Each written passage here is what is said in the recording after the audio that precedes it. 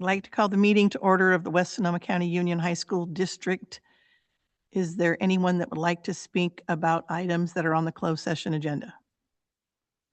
Seeing no one and hearing no one, I will adjourn the meeting to closed session.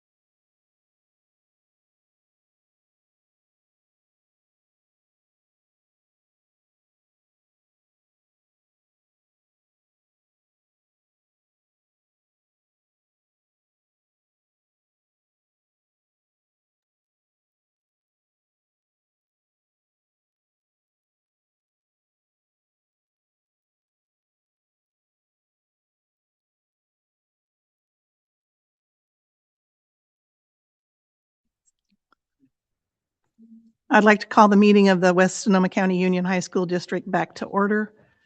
And with that, we are going to move to the Pledge of Allegiance. Everybody please rise. The flag is over here. I pledge allegiance to the flag of the United States of America and to the republic for which it stands, one nation, under God, indivisible, with liberty and justice for all.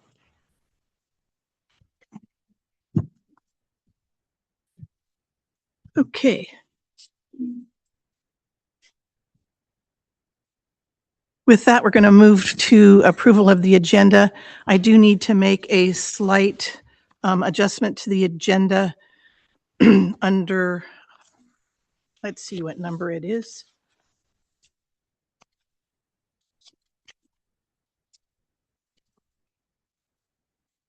Here we go. Under C, Business Services, number 5, consideration of approval of resolution regarding the ordering of an election. We need to have a public hearing right prior to that.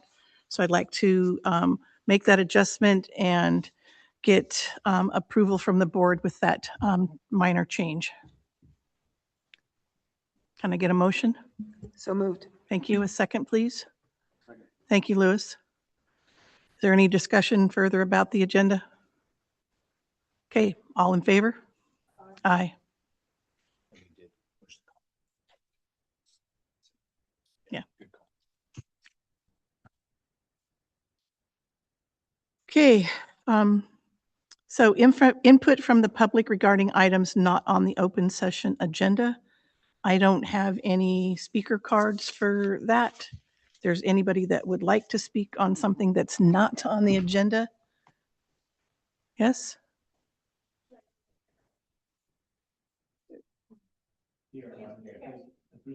What can I ask what this is regarding? Okay, go ahead.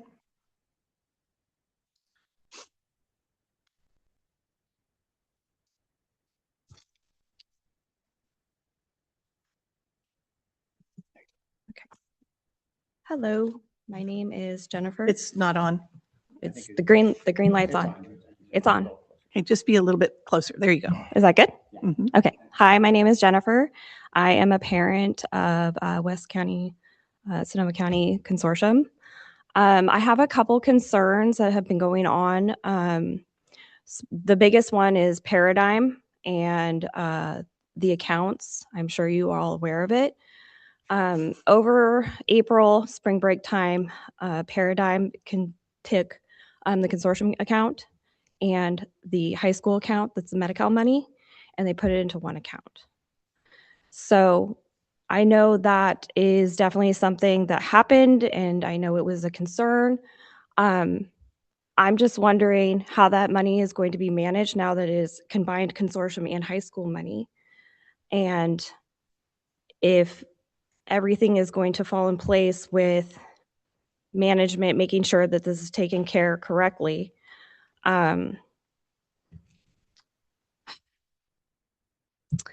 I just want to make sure that when we walk away in 2028, you know, our consortium has their money, high school has their money. This is really important money. Medi-Cal money funds the students, the special needs students.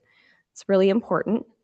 So I just want to make sure that that is something that's on the radar, making sure, you know, the consortium staff, somebody's also in the loop with the accounting, making sure that that's, you know, going well.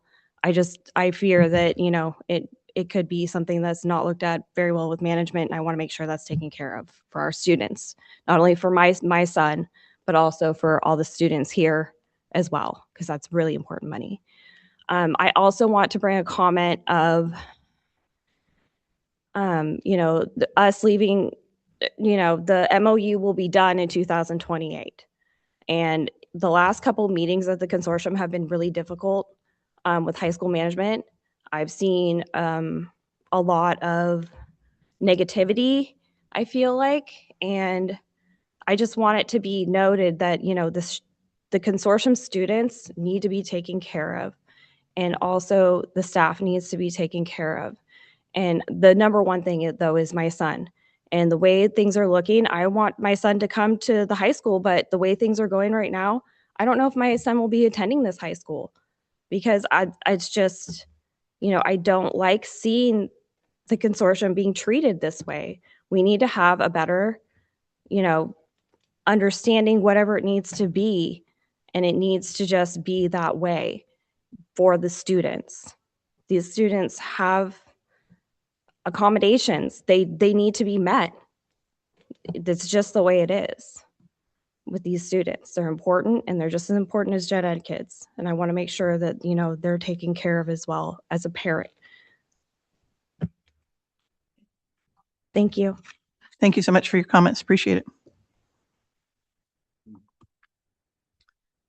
Okay, we're moving on to consent calendar. Can I get a motion, please, regarding this consent calendar? A second, please. Second. Thank you so much. Is there any discussion regarding the consent calendar? All in favor? Aye. Okay, we're going to move on to reports. Association reports. Lily?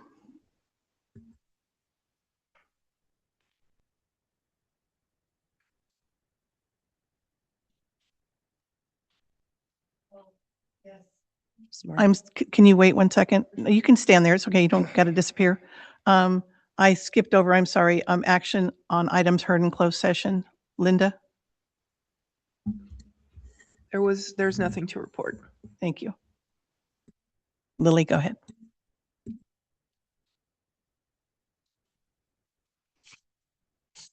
Hi, everyone. I'm Lily Smedshammer, president of the West Sonoma County Teachers Association. I represent our collective membership of more than 100 teachers, counselors, nurses, speech language pathologists, and psychologists. The WSCTA appreciates the work the board is doing to support our sites through policies addressing student use of personal technology devices and student requests for schedule changes. These are issues that directly affect teaching and learning, and we appreciate your attention to them. However, we still need to revisit Board Policy 6146.1. As currently written, it contains contradictory language and appears to create a concerning loophole that would allow students to replace in-district courses with junior college courses while still receiving district credit on our transcripts. This issue needs to be resolved before the fall semester begins. Otherwise, we risk the same master scheduling challenges that the new schedule change policy is meant to fix. I'm once again asking that Board Policy 6146.1 be placed on the August agenda so that this matter can be resolved before students return to campus. Recently, our members had the opportunity to provide feedback regarding district and site leadership. Only 12.1% of our respondents were in favor of extending Superintendent Meredith's contract with a multi-year agreement. Based on that feedback, the WSCTA opposes Trustee Fernandez's recommendation to approve a multi-year extension at this time. Superintendent Meredith already has 1 year remaining on his contract. We believe this coming year provides an opportunity to demonstrate the professional growth, relationship building, and connections with staff and school sites that many educators have been hoping to see over the past 3 years. I often hear this board say that it values the educators in this district. When I speak to you, I feel like you're listening. Yet tonight, you're considering a decision that runs directly counter to the feedback provided by the educators who work most closely with the students every day. I have to say, I just saw the contract. Step 1, $270,000. Superintendent Meredith is already the 14th highest paid superintendent in a county with 41 superintendents. Our district is not that large, $270,000 on top of all of the other benefits that we have. It is out of line to pay a superintendent more than twice your highest paid classroom teacher. That means our highest paid teacher should be at $135,000 if this goes forward. Sorry, I'm shocked. That's an appalling figure with the cutbacks that we're making to academic support for the 9th graders. 10th graders, 11th graders, 12th graders. And we're bumping that salary by $30,000. If we're serious about building trust and strengthening relationships between district leadership and educators, this is an opportunity to demonstrate that teacher feedback matters. We urge you to allow the coming year to speak for itself before considering a longer-term commitment. Thank you. Thank you. Board members, Rio, do you have anything? Linda? Lewis? No.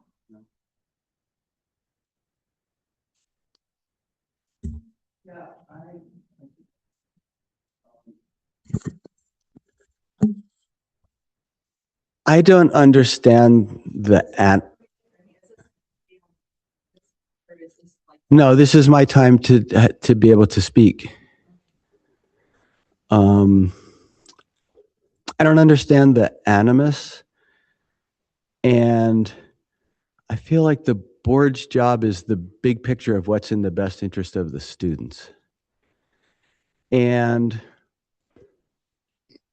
there's been a lot of criticism from certain members of the faculty regarding Chris. And mostly what I can hear is there's three things. People don't like his tone, which is very hard to quantify. They don't think that he treats women fairly, but we have 5 very, very, very high rank administrators in the district that are women. And that he doesn't spend enough time at school events, which can be addressed, but is not the highest priority. The high priority is establishing a really, really good, amazing team, which he has. Keeping us fiscally solvent, which he has. And it seems that there's spoken, unspoken effort that says that the board's not doing a good job of managing the superintendent and that he really should be fired. And can you imagine the chaos that would cause? The big problem facing the district right now is enrollment. Right now we have 1,550 students, and in 3 years it looks like we're going to have 1,300. It's a 250 student decrease at $15,000 each is $3.6 or $3.7 million. That's what's going to lose jobs. That's the big problem. We really need to be working together to prove that this is a destination district. We need to be acting out of kindness, and we need to be looking for, assuming good intentions so that we can work together to make the district a place that continues to run with relatively little drama and an amazing amount of success. So I would just like us to focus on all the good things that are happening and realize that nobody's perfect. Certainly board members are not perfect. Certainly faculty are not perfect. And to accept that we're doing the best we can, and it's pretty damn good. That's all I got. Thank you, Lewis. One of the things that I wanted to address was that I continue to hear from people that, and I've gotten handfuls of emails, and I've also talked to a number of staff regarding this, that they feel that the board needs to do a thorough and comprehensive evaluation of the superintendent. I want to tell you that we do that every year, and we take that job very seriously. In the contract, it must be done by May 30th, which we have done. And it was very thorough and very comprehensive, not just with things that superintendent is doing well, but things that there needs to be some improvement on. And then there was an improvement plan put inside of that evaluation. So I take a little bit of, it's a little frustrating to constantly hear that people think we don't do that. We do that, and we do take it very seriously. And I would appreciate that people would allow us to do that, as it's our main job is to hire and fire the superintendent and evaluate them. So it is absolutely paramount that that's what we do, and it's what we have done. So I just want you to all be aware that that is exactly what we did. So, and we've done it every year. So thank you.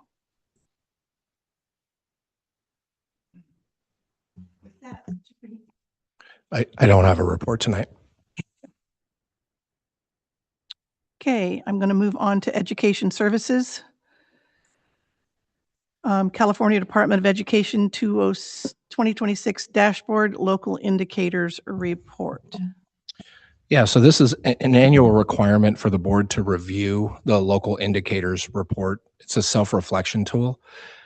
This is required to be uploaded to the CDE website after the adoption of the LCAP and prior to July, the end of July 30th.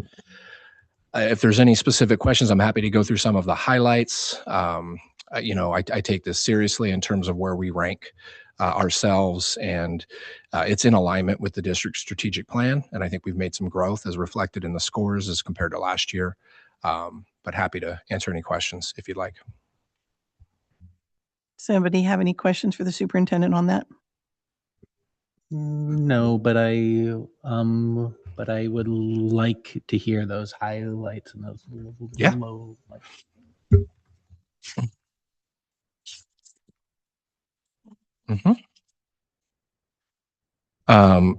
Implementation of state academic standards. We ranked ourselves 5s all the way across for all the different categories. I believe that we are very sound from an educational program standpoint.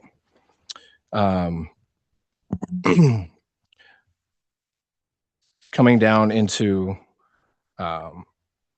Common Core state standards for ELA. Let's see, that should have been moved to 5.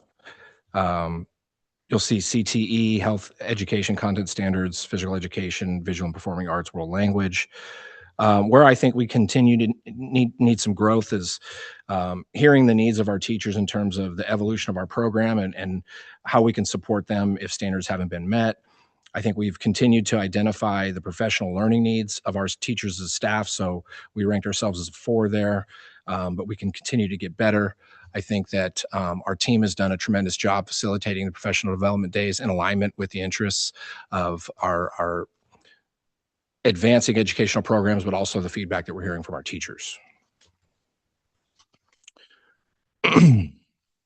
So those would be some of the highlight areas. You can see I'm kind of critical of ourselves with regard to continuing to develop the capacity of the staff. I mean, I think that's where we need to hear the feedback from our professional development days and continue to provide, breakout sessions and workshops that are going to align with what we want. I think we can continue to grow in terms of communication and outreach, supporting staff to learn more about the family strengths, cultures, and languages, because our district is so much more diverse than it has been in the past. So we need to continue to focus there.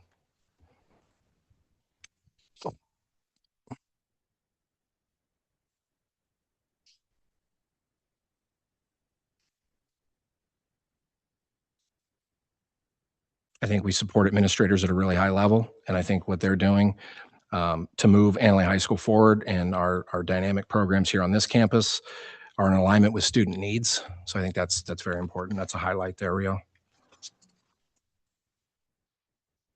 And then you'll see some of the data that crosses over into the LCAP, and I'll talk more about that in the next item, where we've shown up on the dashboard and have scored really well in most of the criteria areas that are required by the state. So I'll leave it at that. Thank you very much. Mm-hmm. And just to clarify too, this is just the draft. And then once the LCAP's approved, if there's any adjustments made, then that could reflect some changes or revisions to this. Once again, on July 20th, Andrew and I meet with the county office to review the LCAP. They'll have some feedback and some recommended revisions and perhaps some required revisions that could also, change the direction on some of these rankings and some of the data that's in here. Okay, number 2, consideration of approval of the 2024-2025 local control accountability plan. So Jenny, if you can pop that. Excuse me, 2024 to 2027. It's a 3-year plan. 3-year plan, and it's really the annual update. Can I there. get a motion? Thank you, Rio. Second. Second. Thank you, Linda. Go ahead, Chris. So you've seen this slide presentation, but I think it is something for us to celebrate. So Jenny, if you can move us through, we won't go through process or what it is, but I just want to highlight again, where we've scored and how much we've improved since last year. So English language arts, again, green, increased 24.6 points from prior year. Mathematics, green, increased 33.5 points from prior year. ELPI, English language progress indicator, increased 19.7 points from prior year. Our graduation rate continues to hover around that 94% range in the green. Suspension rate maintained.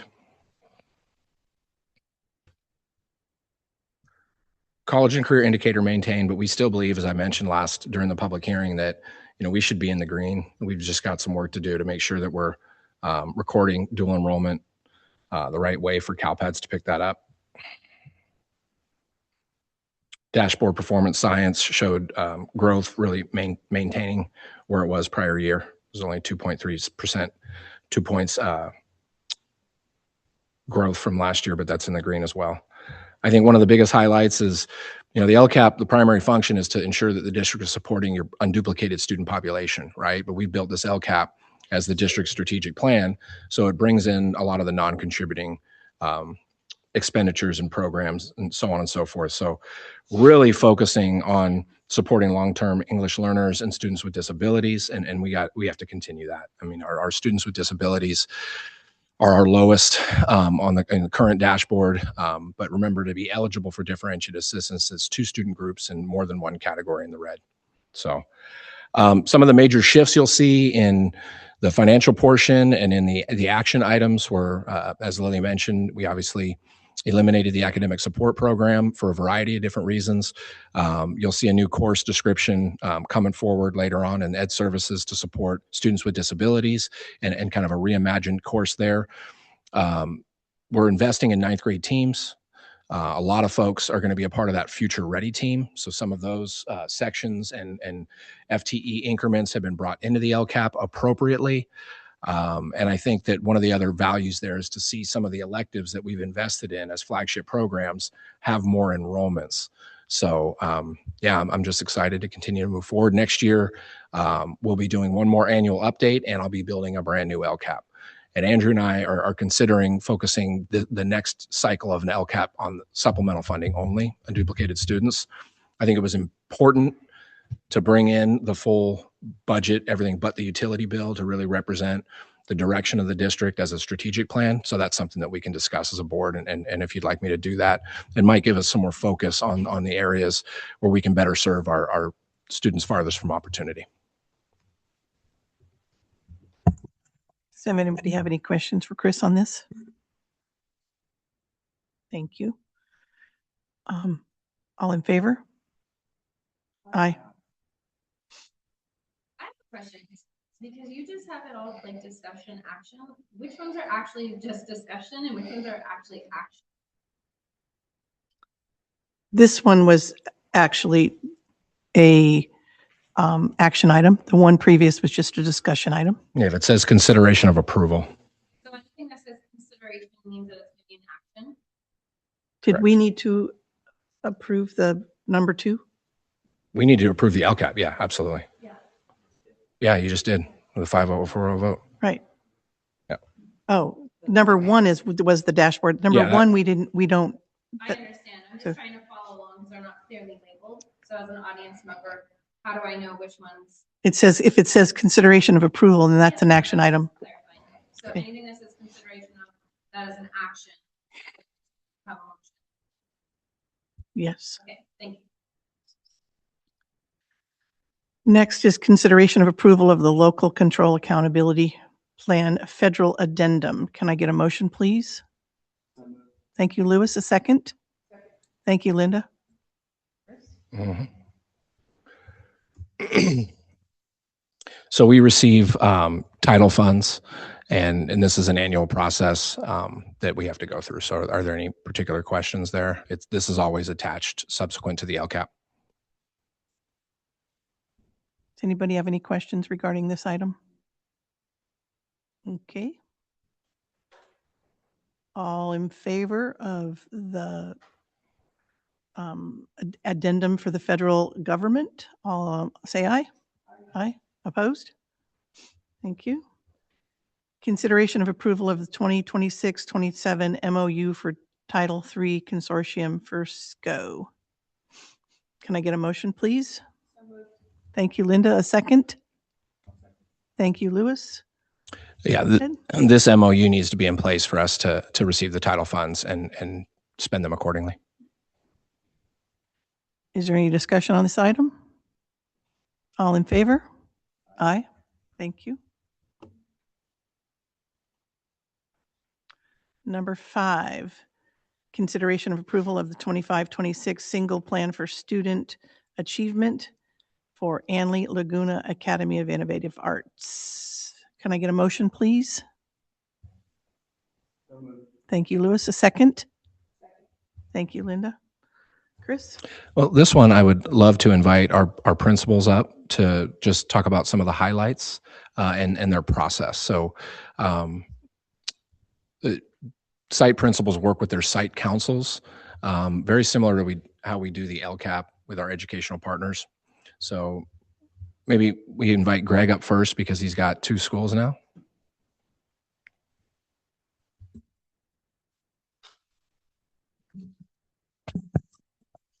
All right. Good evening, everybody. Yeah, so I'm going to share kind of an overview of the SIPSOS for Laguna and the Academy. Well, both schools serve some different populations. I think we're fairly similar in a common person of trying to provide some individual interest-based education where, providing opportunities that way for students to succeed. And I think the work we've done with our site councils and what I'm going to overview today are basically our goals, where we're looking at, our kind of cycle of continuous improvement for the 2 campuses. I think those reflect the LCAP goals as well. So I'll start with Laguna. And I think our SIPSA goals that we came up with really go in about 4 areas. And the first is increasing academic engagement through meaningful and relevant instruction, improving attendance through relationship-based interventions and individualized supports. Our goal that we aim for is 85% with Laguna High School. And as you go through the SIPSA, you'll see different actions that support these goals and how we're trying to accomplish those. Expanding college and career readiness through dual enrollment, career exploration, post-secondary planning, and continuing to strengthen student wellness through restorative practices and mental health supports. So those are, the 4 goals there. One of the things that I think is really just paramount and that's highlighted is there's a lot of talk about relationships and relationship building through our advisory program.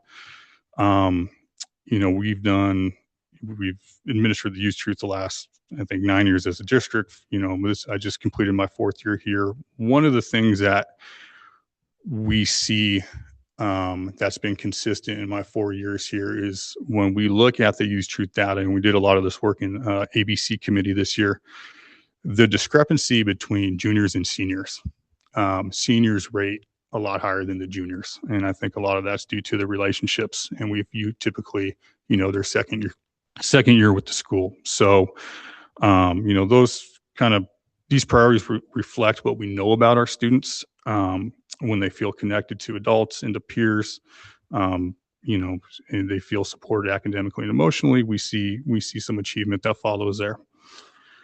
And so, I think with Laguna, we focus on kind of reconnecting students to education and alternative pathway. AIA, we, design an alternative innovative pathway to start. So we'll talk a little bit about that. So, first year with the academy, our SIPSA looks a little bit different. We are, rather than looking at 4 years of, really year-to-year data, but also 4 years, and we have the U-Truth data, we have 4 years of experiences, we have an idea of who our students are. Coming in really year one, we're really kind of building that baseline. So, but 3 primary goals. First is academic achievements, and really focusing on building literacy, numeracy, and critical thinking and problem solving skills.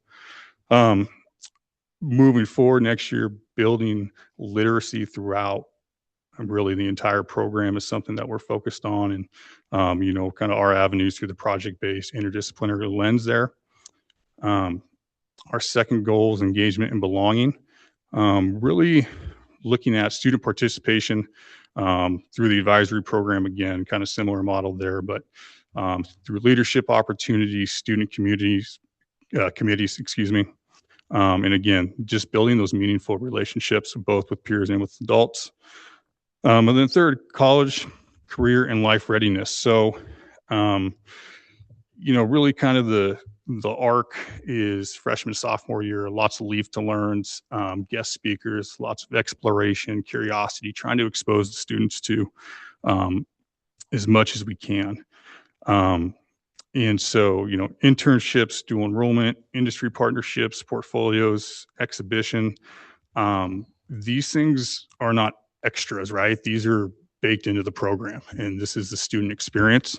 And so, we're looking at this year, really starting to build that internship network for students when they reach junior year, and kind of building the networking essentially for the students when we get there. So, those are the goals and our cycles of continuous improvement. I think the schools look very different, but we actually represent kind of 2 sides of a similar philosophy and how we're going about it. And any questions? Does anybody have any questions for Greg? Thank you, Greg. I do. Go ahead. Linda Sorry, does. I'm moving slow today. Greg, I think what you're doing at Laguna is great. I've seen, I've talked to a bunch of kids actually that I actually know personally. They feel very connected to a lot of people, and anything I think, especially with that group of students, is so valuable and will do so much more for them. And I appreciate the efforts of the staff. And AIA, I think, I do know some of those kids too, and they loved it. They really enjoyed the whole, and the when we were here for the whatever it was amazing. Some of those projects, it was just incredible. So I appreciate really how much you guys are doing for them too. Thank you. Thank you. And I think you said it, both staffs are absolute rock stars. So Thank you very much. Chuck. And thank you guys for being here tonight. This is, it's vacation time and here you are. Thank you. Soon. Chuck Wade, Annalee High School. Our site plan for student achievement mirrors the LCAP pretty closely, as is natural in a district with a single comprehensive high school. It is grounded also in our multi-tiered system of supports, focuses on improving academic achievement, student engagement, strengthening school climate, ensuring equitable outcomes for all students, particularly our unduplicated students, English learners, students with disabilities, socioeconomically disadvantaged students, foster youth, and homeless students. Key findings of the Site Council. I'll go over the findings first and then sort of talk about the process. Strong graduation rates, college and career readiness outcomes, although those aren't represented in all our data. Positive school climate indicators, including a relatively low suspension rate. Continued challenges in mathematics achievement and English learner progress. Persistent achievement gaps for students with disabilities, socioeconomically disadvantaged students. A need to strengthen student engagement, perceptions of academic rigor, and confidence in equitable discipline practices. Some of the major strategies and activities that you'll see, implementation, continued implementation, I should say, of a comprehensive MTSS framework, 9th grade teaming model, common students, shared planning time, and coordinated interventions. Academic supports, including the Tiger overtime tutoring, tutorial periods, intervention classes, supervised testing opportunities. Wellness center services, providing academic, behavioral, and social emotional supports. Expansion of advanced placement, dual enrollment, and college and career readiness opportunities. Professional learning focused on standards-based grading, universal design for learning, project-based learning, and differentiation generally, as well as instructional coaching support. And family engagement through parent education programs, FAFSA work, and other community partnerships. Our site council met monthly throughout the year, included representation from admin, our teachers, classified staff, parents, and students.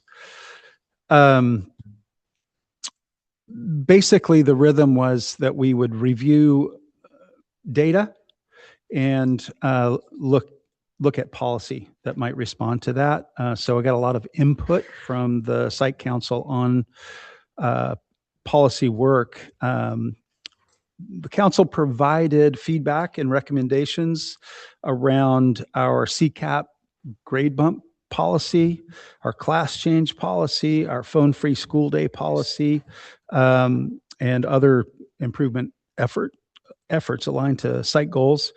Excuse me. We looked at the traditional accountability measures that you've just seen, our dashboard work, CAPS scores, LPAC grades, course completion, graduation data. But we also reviewed alternative measures like our Youth Truth Survey results, lots of student interview data. The site council was able to recommend areas for follow-up and actually conduct some of the follow-up interviews. Attendance data disaggregated by student demographic groups, as well as discipline data disaggregated by student subdemographic groups. Our wellness center utilization data and other school climate indicators. The one note and sort of caveat that I would give you, some of the data sources that you will actually see in the SIPSA document itself, this is a little bit of a cumbersome tool. It needs to be reported in the document tracking services system. That system automatically imports some data, but not all data. I'm not really sure why. Some of it is older than other data. Not all of the data that you'll see in the actual SIPSA is this last year's data, but I updated that where I could. In any case, that's what they feed us. So just so you'll know, you'll see some of it that doesn't look like what you see in our dashboard because it isn't. So questions on the Annalee SIPSA? Okay, thank you so much. Appreciate it, Chuck, very much. Okay, we've heard from our principals on that. Is there any discussion further on this item? All in favor? Aye.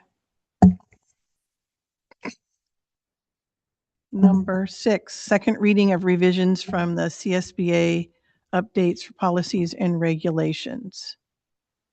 Can I get a motion on that, please? Thank you. Second? Lewis, thank you so much. Go ahead, Chris. Being that this is a second reading, happy to answer any specific questions you may have. Otherwise, we can approve these policies as presented. Does anybody have any questions? Okay. No further discussion. All in favor? Aye. Second reading of recommended revisions of BP. Oops, my thing jumping. BP 5131.8 mobile communication devices. Can I get a motion, please? Thank you. Second? Thank you, Linda. Okay. Chris?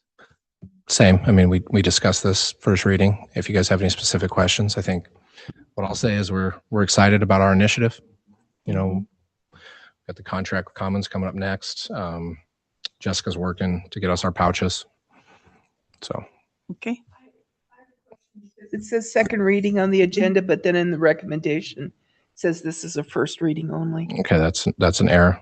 So we'll make that adjustment. Thank you. Mm-hmm.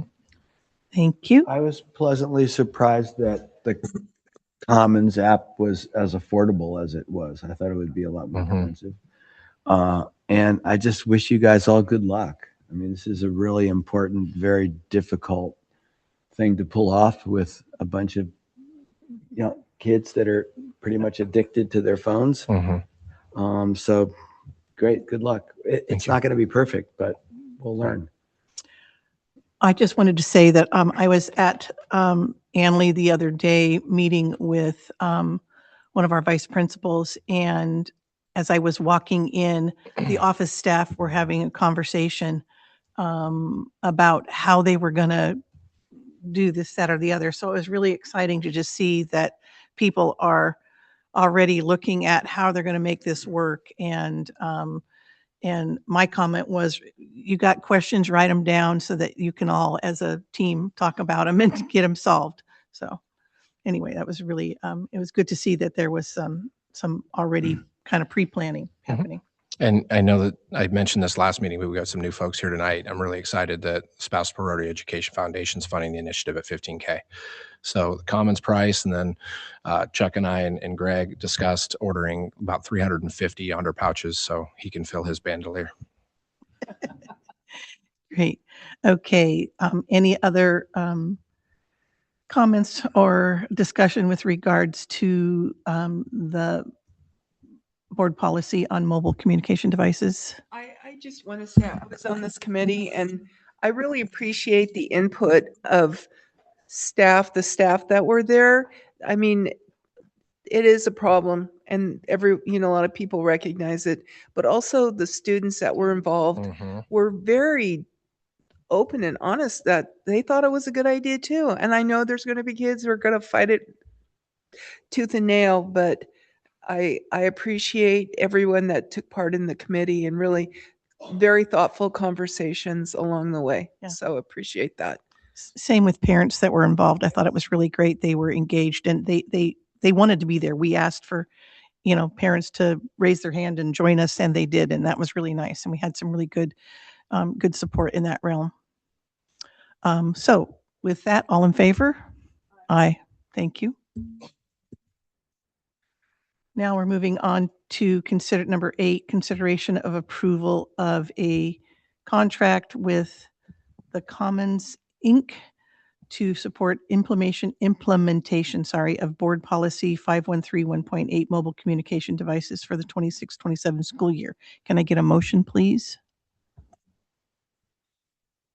Thank you so much, Rio. A second. Thank you, Linda, very much. Chris. First, before I kick it to Jenny, I want to give a big shout out for her involvement and support throughout the entire process. And she's been our point with the Commons folks, with the technology implementation and whatnot. So, Jenny. Thank you. Yeah, we've been working behind the scenes with the Commons app. They've provided us with their proposal, which is before you tonight for your consideration. If approved tonight, we'll start our onboarding in a couple of weeks and start our beta testing so that everything will be hopefully seamless as we transition back to the campus. But there is going to be a lot of information that needs to go out to students and parents about processes. And I think that's really solidified in some of the policies that we've crafted around this. Happy to answer any questions. Anybody have any questions for Jenny on this? I just want to say thank you, Jenny, for the work that you put in behind this to even come up with these people for us. So that was really helpful. because I don't think any of us knew they existed. No, that was the site admin that came up with this, and then Great, it was thank just you, my guys. job to vet out the tech piece. Oh, yeah, and you have a public comment on this one. Yes, I know I do. Yeah. Okay. Can I get any comments from the board? Okay, we do have public comment on this. Jolene Johnson. Good evening. My name is Jolene Johnson. I'm not a resident of the district, but I work at Annalee High. Kind of what Jenny was just talking about communication. I do believe that this app is going to benefit students in rebuilding relationships with their peers and having more collaboration and communication, but I am a little nervous about how are we preemptively getting that communication collaboration out to our parents and their families, because there were a handful who definitely helped in this committee, but that again is the 1% who helps with everything, right? And you're going to have everyone else who's going to be really upset about that and not wanting their kid to have a device. And it's not just your cell phone. In this, we are also talking about their personal iPads, their iWatches and iPhones, and the new Ray-Bans that can film everything. I mean, it's so much more than we even know. And so I haven't heard anything yet from this district, and I am on the board at Ringa Valley Union, and we've already been putting out information for next year this year. And so I'm curious, where's our communication? Because it is going to fall. A lot of our questions at our staff meetings at Annalee High is how can we get ahead of the mob? And because it's going to fall, supposedly this is supposed to not fall on staff and teachers so they can just teach. And I'm be hopeful and say, sure. But I think a lot of it is, right? You're not on your phone. Give me your phone. Let me put it in a pouch. Where's your pouch? Did you mess up the pouch? What's the consequences of them ruining that pouch? And then who is responsible for replacing it? So I just think this communication needs to be really thought of ahead of time. I know that Lewis was talking about Chris leading a great team. I do agree that we have a great team at all of our schools, the consortium, Annalee, Laguna, AIA. But it's going to be really hard for the team to work together if it's not supported by admin, and then admin's top of admin. So I want to make sure that Chris is ready for all these parents and community members. And what are you doing ahead of time to support our administrators? So then our administrators can support us, and then we can support our students. So I just want to put it out there because it's coming. We're already almost July. And I know that Jeannie was like, oh, look, they were talking already about next year. Yes, because I was thinking about next year in May, right? That's what good staff does. We have to. I'm going to have all new students, all new abilities, and I want to make sure that they're successful so that I'm not running on survival mode. So I feel like we're already in July and all of us are going to go on a break, right? This is your last board meeting. And so I just want to make sure, can that communication please already go out and then run it on the 1st of August multiple times so that our first day of school, it's not even the 5th opportunity they've had to read it. It's maybe the 10th. So that it's stuck in their brain that this is truly happening, that we're all going to really run with it, and they can actually be successful. So thank you. My timer. Sorry, that was my timer for the. Thank you so much. Yeah,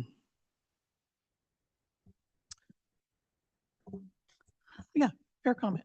Yeah, thank you. We both, I think, could comment. I could comment from the Commons onboarding side, and if you want to take it from the communication side, part of, I think, that communication, they do give us an onboarding packet, and that onboarding packet comes with a lot of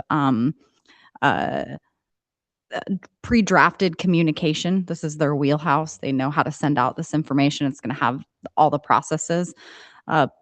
Part of the component is we need to get onboarded first in order for that to be active. And they've just transitioned from their prior system to being able to tether to our SIS system. So if you don't know what SIS means, it's our student information system.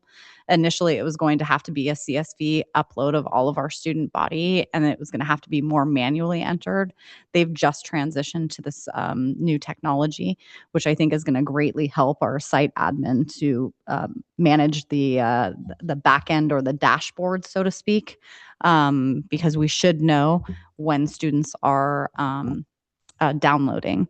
So we are expecting that literature from them.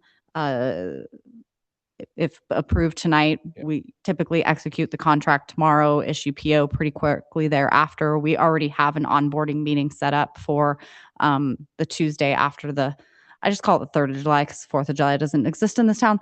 And so we're already in progress for that. So I know that we'll have to work closely together. Our goal is just to get the tech piece onboarded quickly. We can do some initial beta testing to make sure our geofencing works, and then figure out any bugs that need to be fettered out, and then get that communication out with everybody. And that's I the, agree. post-approval communication, and I'll let Jessica speak to throughout the process of our committee work. There's been ongoing communication. I'll let Jessica speak to some of the work and some of the things that she's prepared and sent out. And then obviously, as Jenny said. Thank you. I was trying to see if I could find any kind of analytics on the videos specifically, but throughout the committee process and the 3 meetings we had, we sent out meeting summaries via ParentSquare to the community to stay in the know, as well as once we determined what our plan would be for next year, for our first year of this. And this work was to post a video in the hopes that would get in front of students more, because that was a big piece of feedback we received from students in the committee. Very challenging to get our information in front of students specifically. I did try to get it into the morning roar before the end of the year, but I'm not quite sure I made it in time. And we do have plans to incorporate communication as well during orientation and when students are receiving their schedules, to give them something physical. So we can kind of guarantee that they're getting the message. Whether or not they're reading it is a different thing. But and as well as Chuck, I haven't told you yet, but Nicole and I have talked about meeting to continue parent communication over the summer. So. Thank you very much. Any other comments from the board? Okay, all in favor? Aye. Thank you very much. Second reading of recommended revisions of board policy 6163.4, etc. Student acceptable use of technology. Can I get a motion, please? Thank you, Linda. A second? Thank you, Rio. Okay, you're up. This one's Jenny as well. We talked about these at the last board meeting, but we have a kind of a bigger audience tonight, and coincides with some of the other policies we're talking about. So I'll just take a second. This is really honing in on students' use of technology. Again, really important that we were mirroring language in the mobile communication device policy everywhere that we have technology or where we talk about it with students. And so that language is the same. We also wanted to add, make some changes to our technology use agreement for our parents and our students that they complete when they're filling out their orientation. We're rescinding the old one because we updated it. And then the student Chromebook use agreement really felt the need to beef that up quite a bit so that we can have some ownership and responsibility from our student population, that those are financial assets and there is a cost associated with them, and working with district and site admin to make sure that we have some good processes in place for when things happen.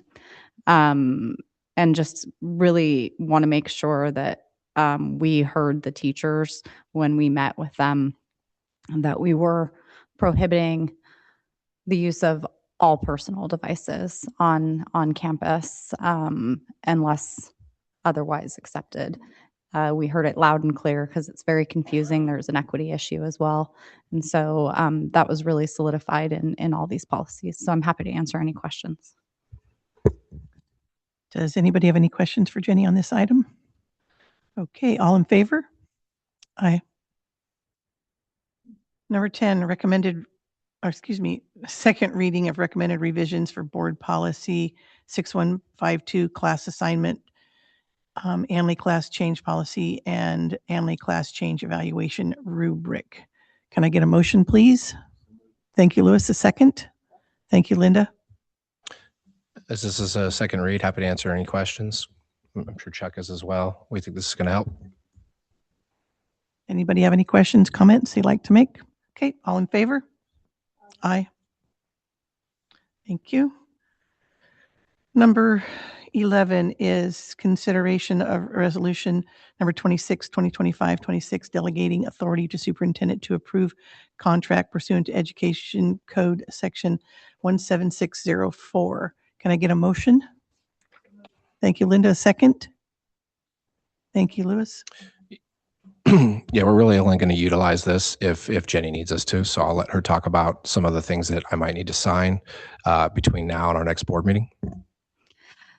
Yes, we try not to have to do delegated authority or have even more summer board meetings or special board meetings. But there is sometimes work that needs to get done in between now and when we have our next board meeting.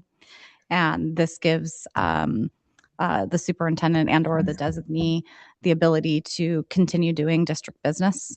Right now, we're waiting on some quotes specifically for the El Molino campus and some fencing that will likely be over the bid threshold.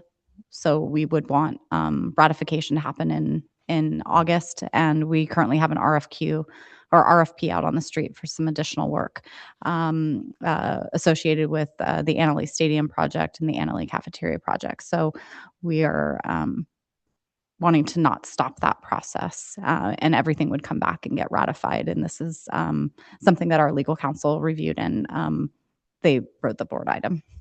Happy to answer questions. Does anybody have any questions for Jenny about this item? Can you explain like just a bit more about how the approval and then the ratification works in terms of, I don't know, like what that means? So everything that we do in facilities, I mean, I'm sure you guys have noticed, we go through very specific processes to follow public contract code, education code, building code, all the codes. There's lots of codes that we follow. And so we have certain thresholds in which we don't have to go to the board. We can sign the contract and then you see it under the warrants every month when they're brought under business services. But there are certain dollar thresholds that require us to have it be like a specific action item. A lot of times I bring it on contract if it's an increase to something that you guys have already seen. Typically, if it isn't, I'll bring it out as a standalone item. So we really daylight it and transparency, really surrounding like use of bond funds. And so when we don't always get quotes in, when we have last minute work that we added the El Molino fencing project, and right now it's summer, so it's really hard to get a contractor out here to get us quotes. I'm hopeful that I'll have one in the next couple of weeks, but we won't have a board meeting. And so what we would do is evaluate whether that was a good value, if it was legal for us to enter into the contract, and then we would sign that contract, enter into a PO, and then we would bring it back in August saying, hey, we executed this contract, will you please ratify it? Likely the work will either be already underway or commencing. So with the delegated authority, you are acknowledging that Chris and or I will be vetting out these contracts. Same with the RFP. It would be awarding a contract to a general contractor for preliminary services for lease-leaseback. You guys recently awarded a pool of lease-leaseback contractors. Now we're ready to give them the actual projects and tell them we want pricing for those projects for the preliminary services. You guys have the final authority So if for some reason you didn't want to do something, we would owe them for services rendered. Does that clarify? Yeah, no, and just like I think I understand why. Like, is it possible to send like an email out saying if this does occur? That's a good idea. Thank you. Yeah. Okay. Any other questions, comments? Yes, roll call vote. No, it is not. Oh, it's not roll call? Oh, that's right. It's one of those that, not roll call. Okay. All in favor? Aye. Opposed? Thank you. Next is consideration of new course requests.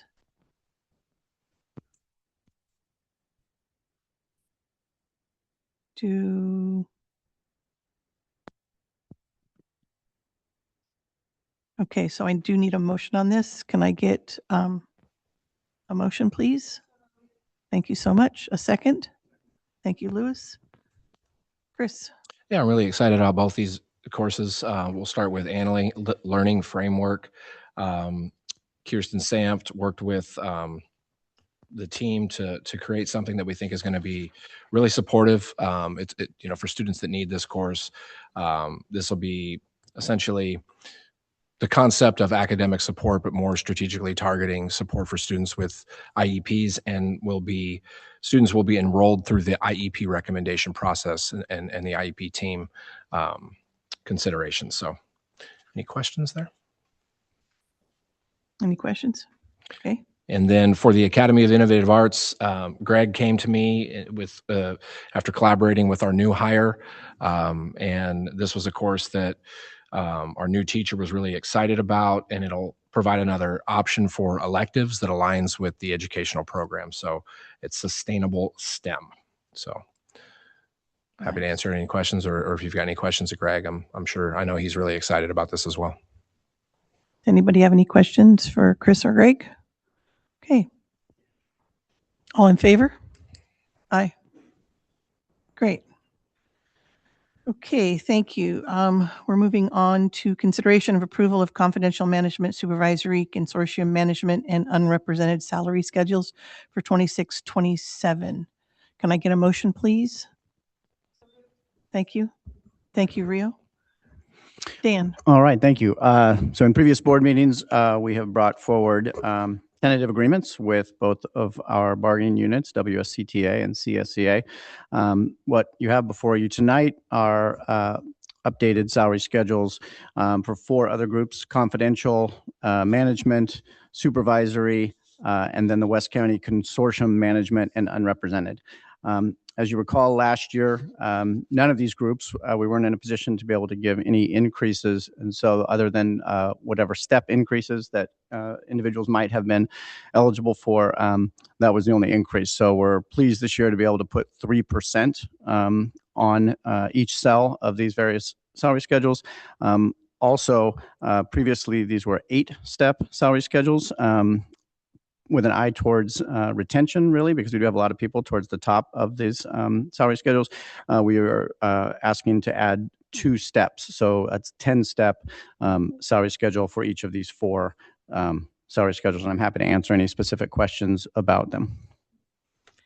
Is there any questions for Dan on this? Okay, all in favor? Aye. Number 2, consideration of approval of employment agreements for certificated and classified administrators for 26-27. Can I get a motion, please? Thank you, Linda. A second. Thank you, Lewis.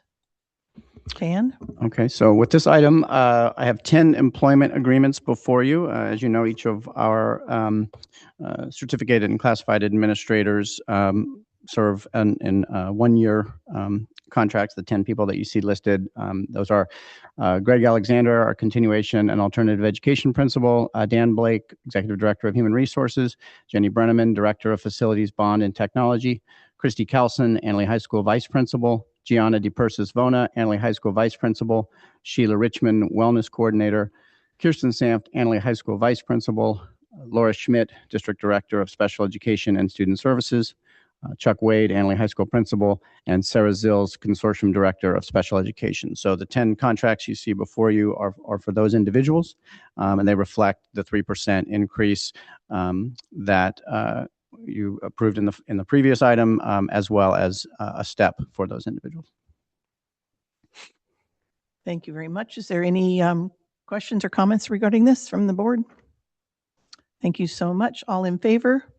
Aye. Thank you. Item number 3, consideration of approval of a multi-year employment contract for Andrew Solis, Chief Business Official. Can I get a motion, please? Thank you, Lewis. A second? Thank you, Rio. Dan? Okay. So as we've discussed previously, I believe, and as I'm sure aware, that many school districts in Sonoma County and throughout California have experienced challenges in finding qualified candidates to fill the specific position of Chief Business Official, or CBO.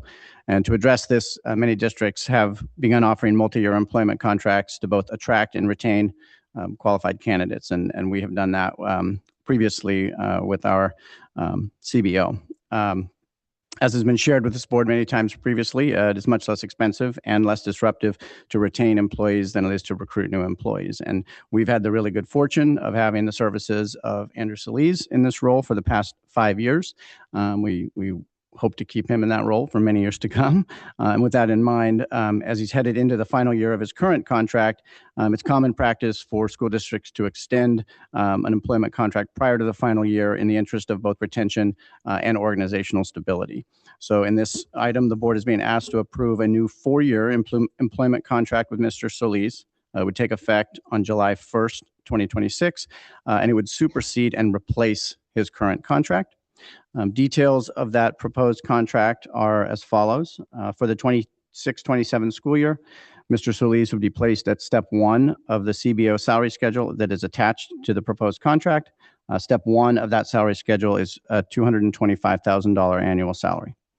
Upon receiving a satisfactory evaluation on his annual performance evaluation, Mr. Solis would receive a 2.6% salary increase for each step on the salary schedule for the duration of the 4-year agreement. This percentage increase is equal to the 2.6% step increases that WSCTA unit members receive annually. Mr. Solis would also receive a $2,000 master's degree stipend. Additionally, the district would pay the annual cost for membership in the California Association of School Business Officials, or CASBO, a vehicle allowance of $100 per month, and a phone allowance of $100 per month. Mr. Solis would receive district-paid health benefits. Should he choose an employee-only plan, the cost would be fully covered by the district.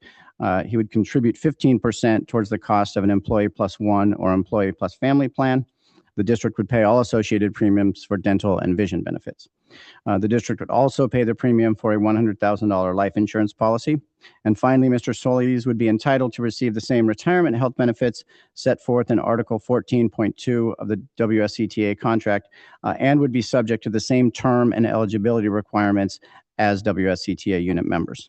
This employment contract calls for a 260-day work year with 24 days of paid vacation, 15 paid holidays, and 12 days of sick leave granted annually. And I'm happy to answer any questions regarding these contract terms. Does anybody from the board have any comments? Questions? Yes, go ahead. Andrew, thank you. You're worth it. I did of that. Thank you.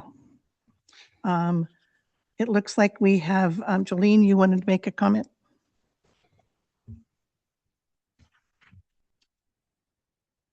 Jolene, not a resident of the district, but I work within the district. Congratulations. I know it's hard. It's never easy to be a CBO, especially in the time that we are in, having to make the cuts that we have. I do ask, though, that if they're obviously going to improve your position, that we continue to look at position control, look at all old subscriptions, what are we using and not using, that all money is labeled correctly so that movement between funds are clear and transparent and easy to track, so that the rest of us, since all the funds should be public information to the public, that we're not asking what does said monies mean. Potentially quicker and more transparent communication with Prop 28. I know me and Casey Jones are the ones who are really trying to run with that. And we really need to set a plan before next year because our 4-year plan has already come to expire. So we'd really love to know what that is, especially since all of you know, you've cut a lot of the arts.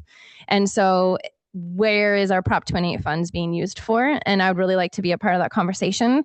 But again, having that position control, looking at our monies, where can we cut that's furthest away from the classroom, and having all those things clearly labeled. Because sometimes when I'm looking at the budget, I don't really know what those things are. What fund does it come from? When did it actually get into our accounts? When does it expire? If it's one-time monies or grants and things like that, just so that the rest of the community can really follow along with our budget.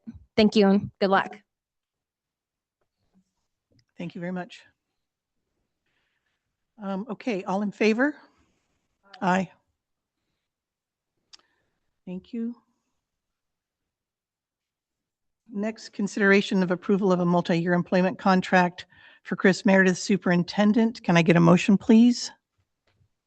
Thank you. Thank you, Rio. Dan? As you're also probably aware, school districts in Sonoma County and throughout California have experienced significant turnover with regards to the superintendent position in particular. Currently, of the 15 school districts in Sonoma County with more than 1,000 students, only 3 superintendents have served for 5 or more years. This frequent turnover creates district instability, stalls long-term strategic planning, and can also cause a domino effect of turnover among site and district administrators. Chris Meredith is completing his 4th year as our district superintendent. As he is headed into the final year of his current contract, it is also common practice for school districts to extend that employment contract prior to the final year in the interest of organizational stability and continuity of district initiatives. Tonight, the board's being asked to approve a new 4-year employment contract with Mr. Meredith that would take effect on July 1st, 2026, and would supersede and replace his current contract. Details of the contract are as follows. For the 26-27 school year, Mr. Meredith will be placed at step 1 of the superintendent's salary schedule attached to the proposed contract. Step 1 of that salary schedule is $270,000 annually. Upon receiving a satisfactory evaluation on his annual performance evaluation, Mr. Meredith would receive a 2.6% salary increase for each step on the salary schedule for the duration of the 4-year agreement. As mentioned previously, this percentage increase is equal to the 2.6% step increases the WSETA unit members receive annually. Mr. Meredith would also receive a $2,000 master's degree stipend. The district would pay the annual costs for memberships in the Association of California School Administrators, or ACSA, as well as a local service club, a vehicle allowance of $350 per month, and a phone allowance of $100 per month. Mr. Meredith would receive district-paid health benefits. For an employee-only plan, the cost would be fully covered by the district. Mr. Meredith would contribute 15% towards the cost of an employee plus one or employee plus family plan, and the district would pay all associated premiums for dental and vision benefits. The district would also pay the premium for a $100,000 life insurance policy. And finally, Mr. Meredith would be entitled to receive the same retirement health benefits set forth in Article 14.2 of the WSCTA contract, and would be subject to the same term and eligibility requirements as WSCTA unit members. The employment contract calls for a positive workday calendar of 225 days per year, with 12 days of sick leave granted annually. And again, I'm happy to answer any questions regarding specific contract terms. Does anybody have any comments, questions? Rio? Sure. Yeah. So I like the direction that the district is going. I think it's going that there's a lot of good stuff that is occurring, and I think that's credit to staff. I think it's credit to the teachers. I think it's credit to admin. I think it's credit to the district office too. And I think that that we all deserve to be paid for the good work that is like that we do. Thank you very much, Rio. Any other comments?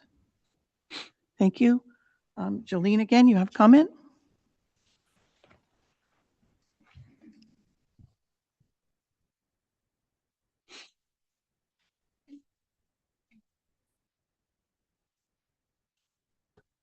Hello, Jolene, not a resident, and I'm a teacher in the district. I'm speaking to Ken because I do not believe that we should extend our superintendent's contract this year. If his contract ends in 2027, then I believe you should use this year to have him address some of the issues brought up in the West Sonoma County Union High School Teachers Union survey. We only had 12% agreeing to renewal of his contract for 3 years, 12% for only this following year, and 38% saying non-renewal. And the other 38% had no answer. And to me, that other 38% means that they do not know who Chris is, they don't relate, they don't interact, and that also needs to be addressed. We should change some certain things.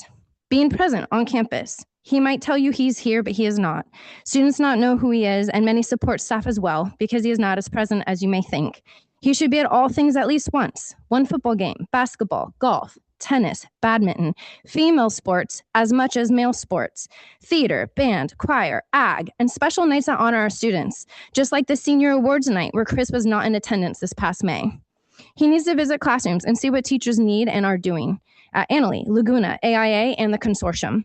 He should check in with the administration and see what they need. What support can he do to make sure that all our students needs are being addressed, and that especially with these upcoming new policy changes, that the community might need more help, etc. I've printed the 10 things that our staff has asked for him to work on this in his first year of working. If you read the survey results from this current year and you look back at this year's first contract, you can see that nothing has improved. Yet here we are contemplating whether or not to continue his contract. I urge you to reread the comments from the staff survey. They are upsetting and consistent with staff feeling unheard. Chris's lack of presence, disrespect for female staff, caring more about the outside relations than the inner workings and efficiency and community bonding of our working schools. Before I leave, I ask that you set Chris on a working towards improvement plan, which Jenny just said that they had, but we haven't heard anything from until his year expires in 2027. When you evaluate him again, ask the staff what worked and what hasn't. Has he truly improved? If they have, and things are looking more positive and Chris is doing great and doing his job, then look at a longer contract then. If not, then I think it's time to find a superintendent who's willing to put in our work in our district, not for a paycheck, but because they understand education and want to see Annalee, Laguna, AIA, and our consortium better than we are today, and support everyone who makes that happen. I do agree. We have a great team. Our team is already assembled before Chris got here. And it's really hard for us to do our team, though, when we don't have people who make our job easier and efficient and sometimes make it harder. So some of you are sitting there saying that we're up here complaining. I've even had board members tell me that I have a personal vendetta against our district. I do not. For anyone who knows me knows that I'm for my community, and I speak up for people because they don't have a voice or they're scared and they have actually been retaliated against. And so with that being said, I want to make sure that we have this team who is amazing and they do great things, and they're great because we lift each other up, and we can only lift each other up so much when it doesn't feel like we have the support behind us. So we are telling you, I'm not saying you need to let him go today. I'm saying please put him on an improvement plan and wait one more year. So those things that we have asked you a few years ago, and we've been asking last year, that's when my other emails went, and then again this year, that you're Jolene, that's your listening to time. us. And please give an opportunity for him to get better and be the leader that we want. Thank you.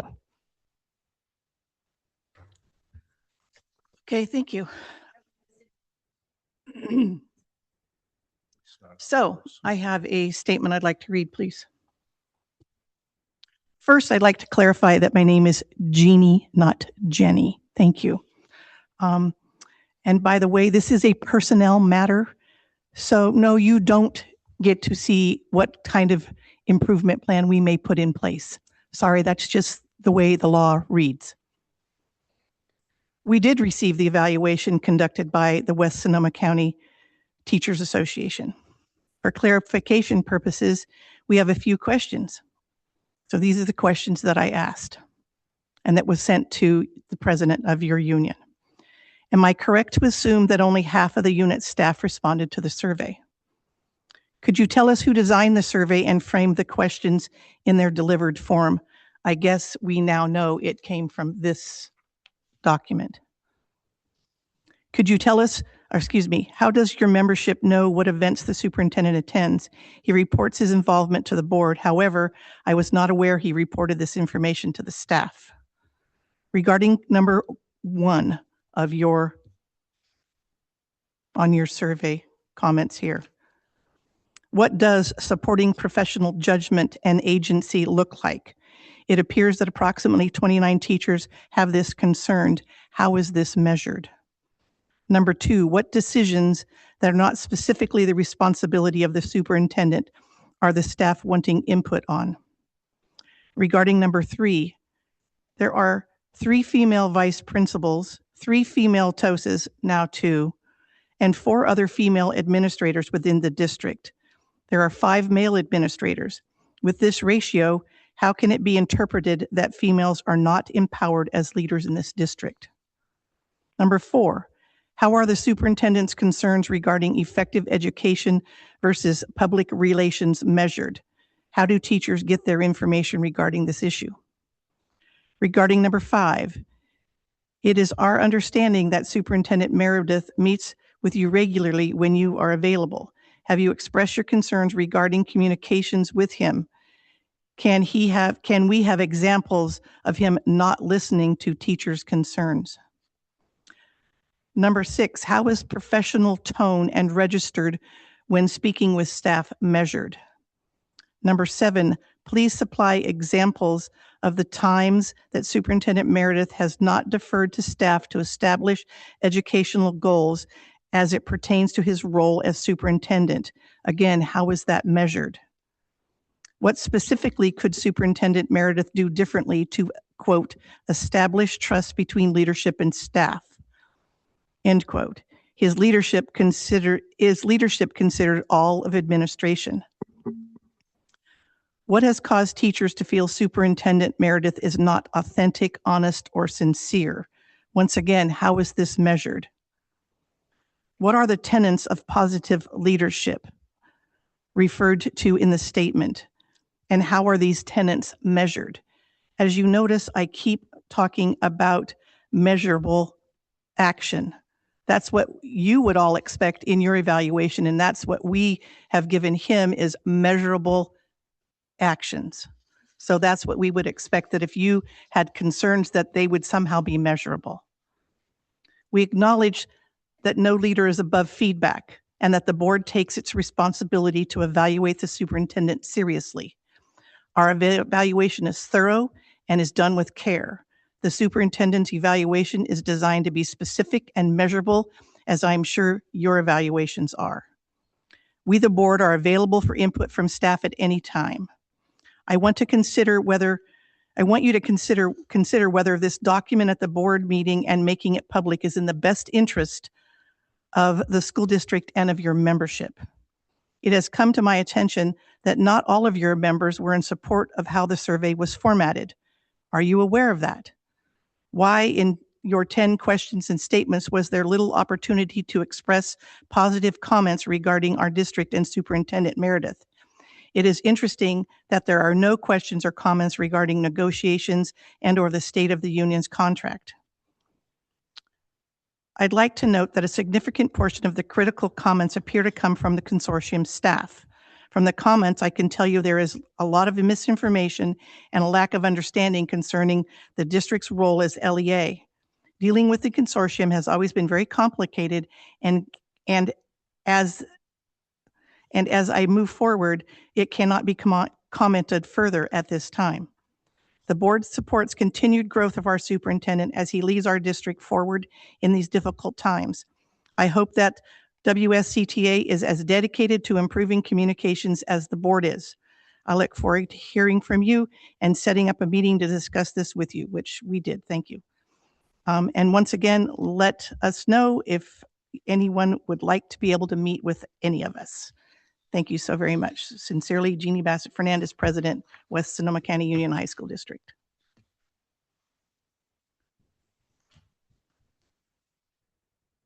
And with that, we have our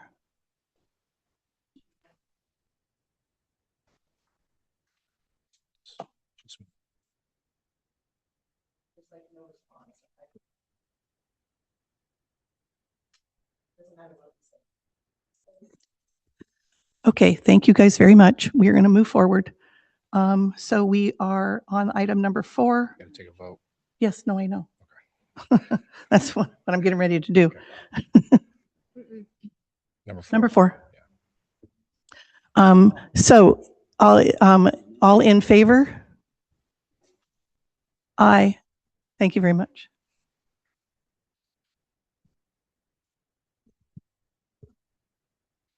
Okay, number 5, consideration of approval of the MOU with CSEA regarding reclassification for its student information and data system coordinator position.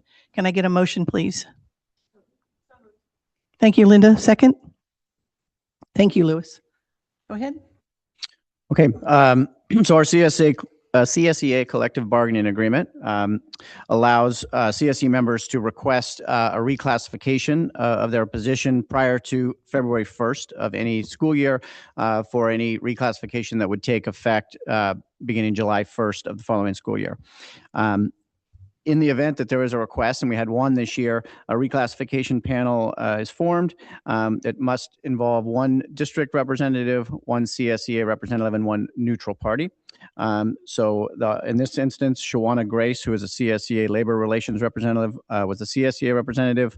I was the representative for the high school district. And Jenny Young, who is my counterpart in the Roseland School District, served as the neutral party. The request that we received was from the Student Information and Data System Coordinator position, and the request was to move this position from range 43 to range 46 on the classified salary schedule.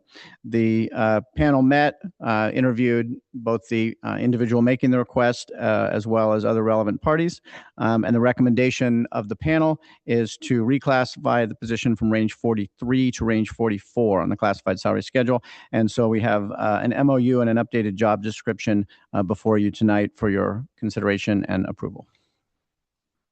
Thank you very much. Is there any comment or question with regards to this item? All in favor? Aye. Thank you. Number 6, consideration of approval of Resolution 25, June 2026, in the matter to decrease the number of classified employees due to lack of work and or lack of funds. Can I get a motion, please? Thank you, Louis. A second. Thank you, Rio. Go ahead. Thank you. And this will be as a resolution, it will be a roll call vote. This resolution, as you know, typically the discontinuance of services due to a lack of work and or lack of funds come to us prior to the March 15th deadline. In this instance, we had a transfer occur with a unit member to another site, leaving a vacancy for the outreach therapist position on the El Molino campus here.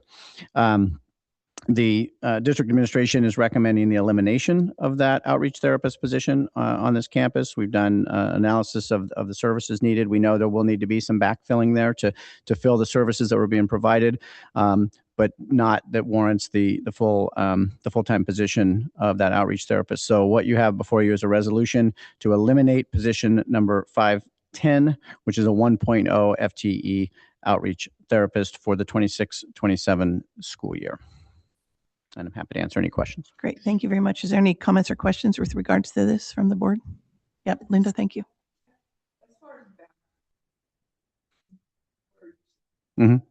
So a couple ways. One is we did announce one of the key areas that this person is responsible for currently is in the ERMS counseling that needs to be done, and there are certain numbers of required minutes or hours of that have to be done. The analysis we were able to do showed that it's a pretty limited amount of ERMS counseling hours that were needed at that site. So we also have a full-time counselor there with a PPS credential who can do ERMS counseling. So some of that will be absorbed there.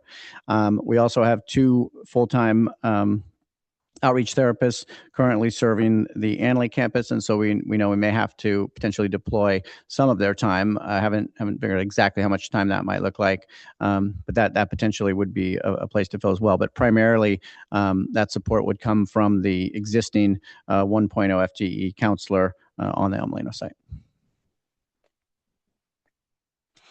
Thank you. Any other comments, questions? Okay. With that, all in favor? Oh, roll call. You're right. You just said that. Thank you. Sorry. Okay. Trustee Kutera,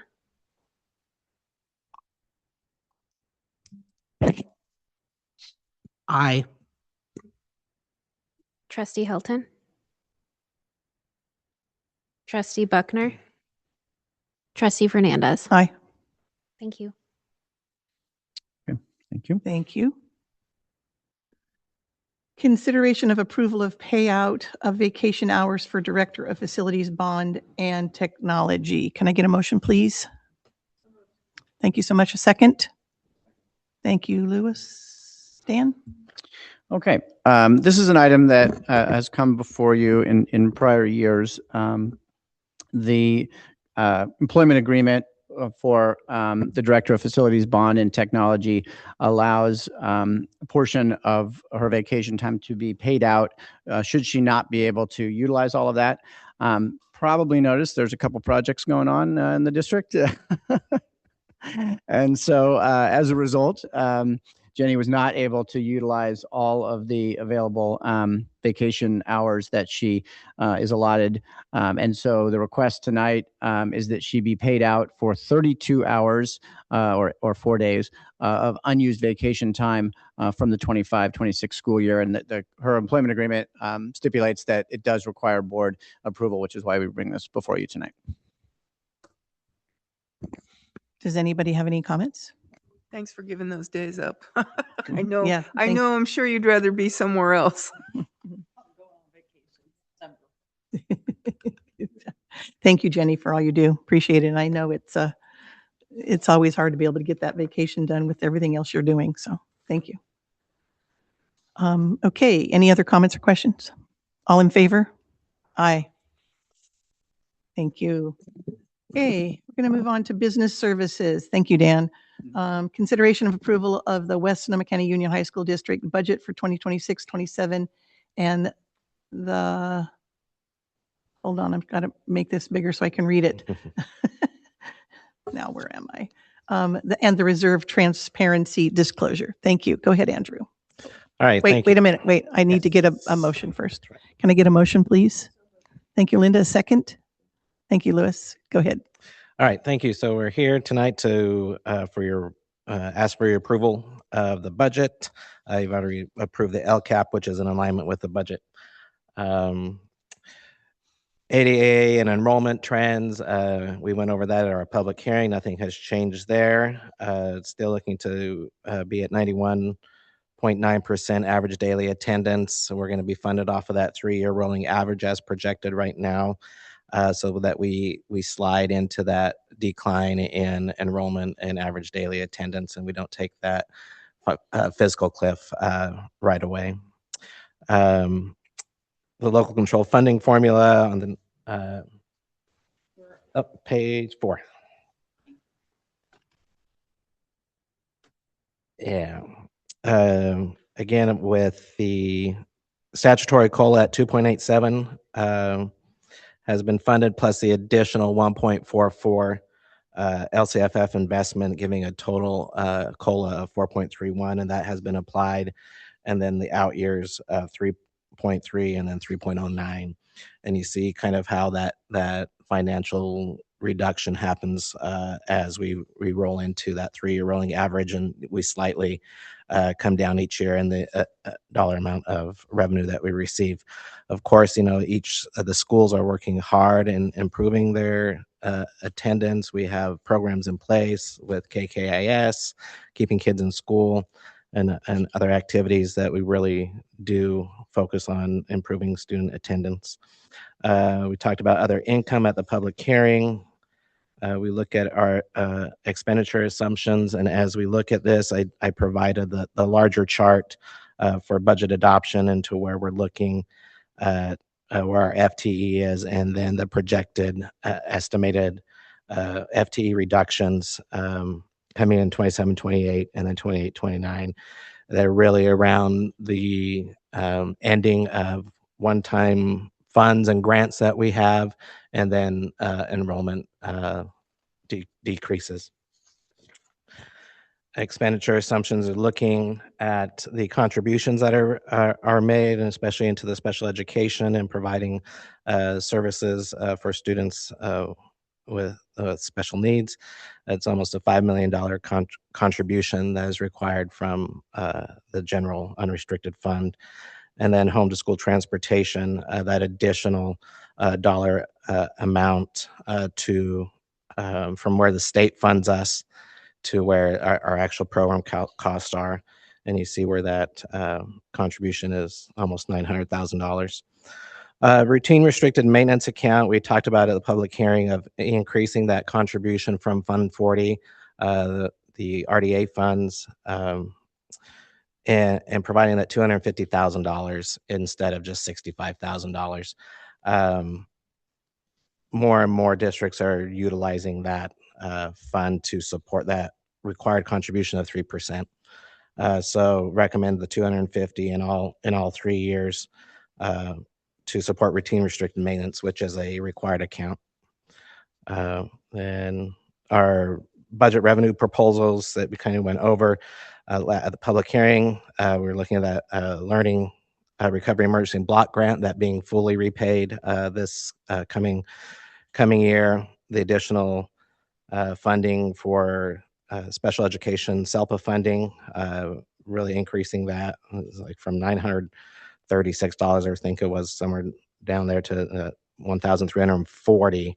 But that's providing us with almost $500,000 extra in supporting special education costs. And then we're still waiting to hear what will happen with the student support and professional development block grant, discretionary block grant. And if funded at the proposed May revise levels, that would bring in a potential almost $1.3 million. So in taking all that, reworking the multi-year projections after public hearing and really kind of even further diving in and seeing where things can strategically get moved around and supporting the dollars that we do have. The multi-year projection was developed. There's our little slide of what is a multi-year projection, what isn't a multi-year projection. It's a moment in time based off the assumptions. So as we look at the unrestricted side of the house, we still have a slight deficit. And as we move out through those years and implementing further reductions or looking at what are the actual costs known at this time, we see that deficit going down a little bit and just kind of, I don't want to say stabilizing, but not dramatically increasing is what we were predicted in prior years. And, of course, we still wait for additional word from the state adopted budget and how additional revenues may impact and how we can spend those dollars. But we'll get that applied. You see the unrestricted balance, the ending balance is going down in green. And then we look as we go down and designate those funds as to what they are, setting aside textbook purchases, special education increase as a part of that ending fund balance. Then we have our unappropriated dollar amount that we can use for additional programs that are needed as we move forward. Restricted, really on the restricted side, we're looking at the reduction in the deficit there is really spending dollars that we've already received that are not getting replenished. So they're spending those dollars down, grants and or categorical funds. And it's unrestricted balance there. And then you have the combined of what those expenditures look like. One more down. Yeah. And then the combined. So we'll have different funding or different ways to look at strategically implementing revenue and our expenditures.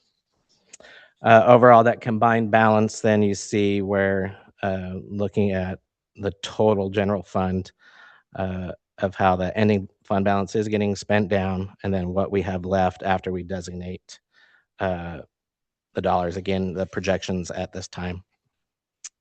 As we move into the reserve transparency, as we talked about with our unappropriated balance, or actually the fund balance, of $8 million, and then designating the $200,000 for our textbook purchases.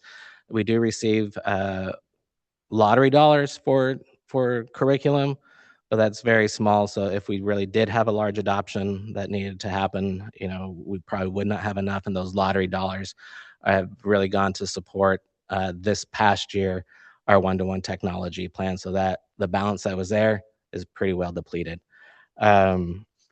So then we have the $500,000 for special education with those continuing rising costs, and then cash in county, leaving that just over $4 million in unappropriated balance. As we look at the next slide, and thank Jenny for really taking this slide, and we've talked about it, and I mentioned it before, but really looking at our technology refresh plan. We have a plan, we don't have a way to fund it. So we're always scrambling to figure out what are the dollars we have to continue this one-to-one device program that we have been implemented, I believe, since 2020. As we look at student devices, annual purchases, we have 200 to 300 devices per year, primarily focusing on the freshman cohort that comes in to receive a new device. The device life cycle has about 6 years, and the estimated annual need is $210,000. We've been lucky enough to be able to have funds within the bond to use that one-time dollars from COVID that's been used, and most recently we used lottery dollars to make this purchase for this year. So because of those one-time dollars we haven't had to use the lottery dollars, but now we're starting to have to use the dollars that we do get that have been allocated. So, we need to look at how we're going to maintain that. And then we have the staff devices, about 28 a year, about a $40,000 cost per year. And, of course, this doesn't take into account any inflation or anything that might happen. So the anticipated cost of $250,000 a year.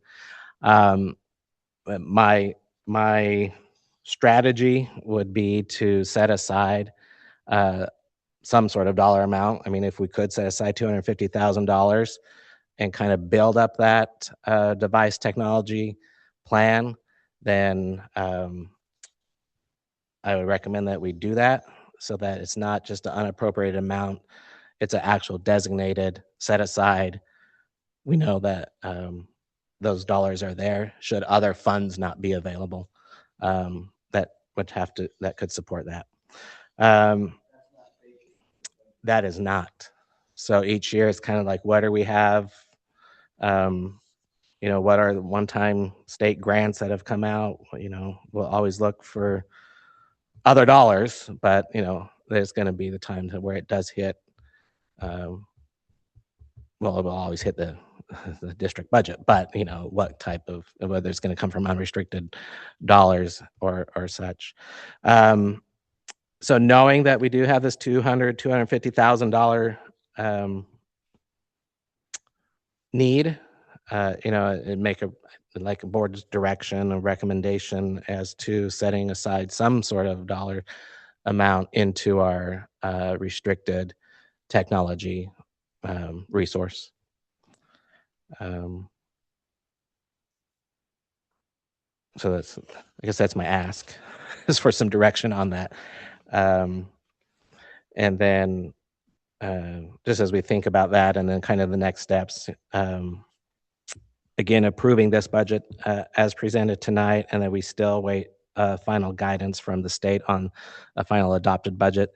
They have until, was it the 12 days from, so about the end of the month here, for the governor and legislature to agree on a final budget, and then we'll get a update on how to implement the final state budget, and then if need be, a 45-day revise from the time the budget is adopted from the state of California.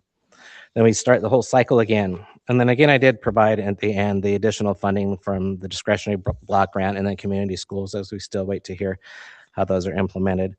So I guess with the approval and either just further thinking about the technology, we can have further discussion about it as we move through the year, or kind of how you'd like to move about that tonight.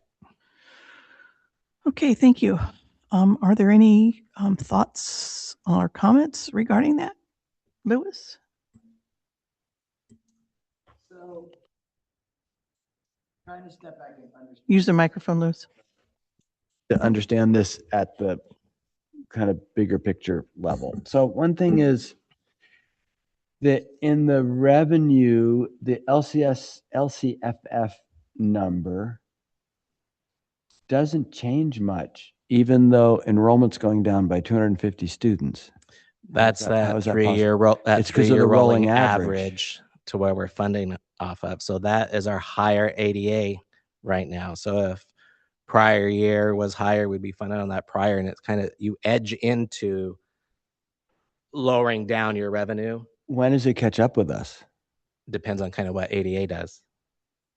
So if Well, let's say it goes down to 25, it goes down by 250 students by the third year out, which is what's in the yeah, so you start to see attendance. that in that third year where we're down $64,000 Yeah, but that's, instead of kind of that dollar amount, still having a positive dollar amount. We're finally getting into that catch up and revenue equalizing closer to what your average daily attendance is. but we should be missing $3 million ish. Well, it doesn't hit you all in 1 year. Right. Yeah. But it will. It's going to catch because. But you slide into it, remember? Yeah. Can we use the rolling average forever? I thought it was a short-term solution during COVID. No. The 3-year rolling average came in during COVID, And then it they sticks. kept it. They've kept it. They yeah. kept Okay. it. So before the 3-year rolling average, it was either prior year, current year, and that was it. And so then with COVID, they saw, well, everybody's gonna take this huge dive in revenue if they really had to go into that. So then that 3-year rolling average came into play and stayed.